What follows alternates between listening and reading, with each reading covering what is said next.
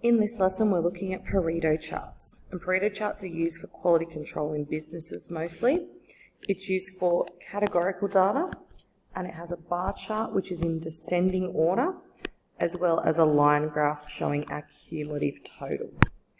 So if we look at this example, the table below lists the reasons and the number of people who have used these reasons for being late to work in a local shopping centre. Now, a lot of the time they will put these in order from the highest to the lowest, but in this one they haven't. So we need to just put them into an order. So if we were to say traffic is first, as it has our frequency of 74, then we would have our public transport, which would be 51. Parking is at 50. Slept in is 48. Childcare issues is 23, and lost track of time is 4. So they're now in order, in our descending order. And what we then need to do when we're working out with our Pareto chart, we need to have our cumulative frequency.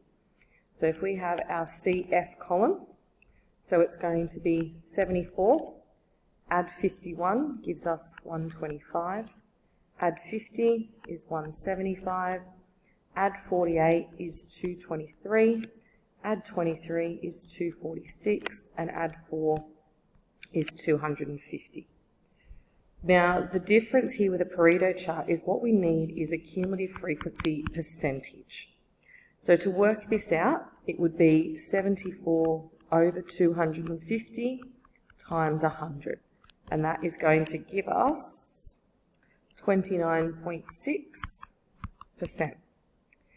So the next one, 125 over 250 times 100 is going to give us 50%. 175 over 250 times 100 is 70. 223 over 250 times 100 is 89.2. Whoops. 89.2%. 246 over 250 times 100 is 98.4%, and then obviously 250 over 250 times 100 is going to give us our 100%, which is where we needed to get to. So when we then draw our Pareto chart, it has two axes. So on our y-axis on the left is going to be our frequency, which is our first lot of numbers, and then on our left-hand side is going to be our cumulative frequency percentage. When we draw these, we have our bars. There is a small gap between each of the bars, and then with our cumulative frequency percentage, that is in a line graph, and it goes to the center of each of those bars.